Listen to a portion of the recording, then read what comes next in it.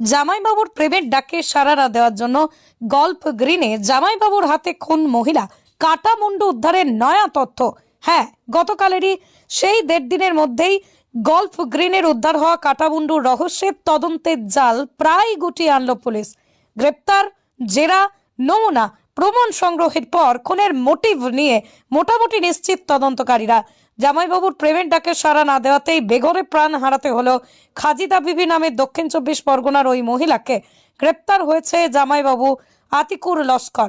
শনিবার এই ঘটনায় তদন্তের ভিত্তিতেই একাধিক তথ্য সাংবাদিকদের সামনে তুলে ধরলেন ডিসি বিদিশা কলিতা।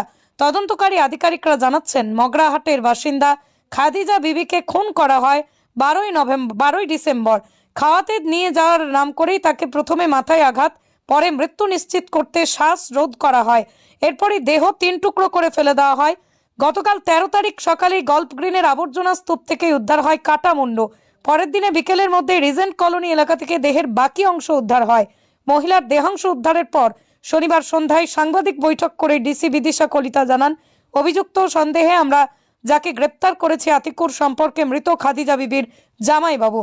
বেশ কয়েকদিন ধরে খাদিজাকে প্রেমের প্রস্তাব দিচ্ছিল, আর তা গ্রহণ করেনি বলেই বচসা, প্রবল রাগ বাসা বাঁধতে থাকে আতিকুরের মনে। আর সেই রাগ থেকেই এই হত্যাকাণ্ড। ঘটনার দিন বাড়ি থেকেই কলকাতায় কাজ করতে এসেছিল খাদিজা। সেদিনই ফিরে যাওয়ার কথা ছিল, কিন্তু কলকাতায় আচমকা আতিকুরের সঙ্গেই তার দেখা হয়ে যায়। আতিকুর তাকে খাওয়া দাওয়ার পর ফেরার কথা বললে রাজি হন খাদিজা। সেই সুযোগ নেই তাকে কোথাও নিয়ে গিয়ে খুন করা হয়। ঘটনা ঠিক কোথায় ঘটেছে তা জানতে তদন্ত এখনো চলছে। আরও জানা গেছে, আতিকুর পেশায় রং মিস্ত্রি, তাই তার কাছে বেশ কিছু সরঞ্জাম ছিল যা খুনের ঘটনায় ব্যবহৃত হয়েছে। যেমন একটি করাত জাতীয় কাঠার, যা দিয়েই দেহ টুকরো করা হয়েছে।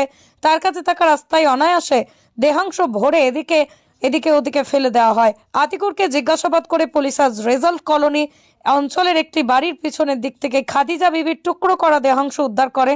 সেই সঙ্গে আতিকুর রহমানকে নিয়ে ঘটনার পুনর্নির্মাণ করা হয়। দেখা হয় সে কিভাবে কেমন করে এই কাণ্ড ঘটিয়েছে। সমস্ত কিছু ভিডিও রেকর্ডিং করা হয় পুলিশের পক্ষ থেকে।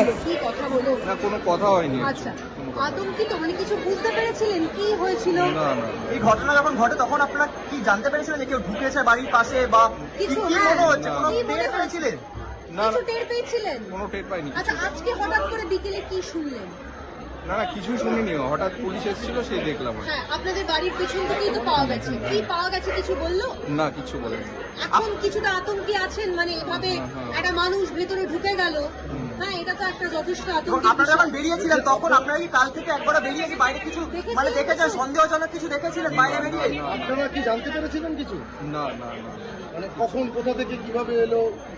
মানে হিসাব মতন তো 2 দিন ধরে এখানে পড়ে রয়েছে বস্তাটা।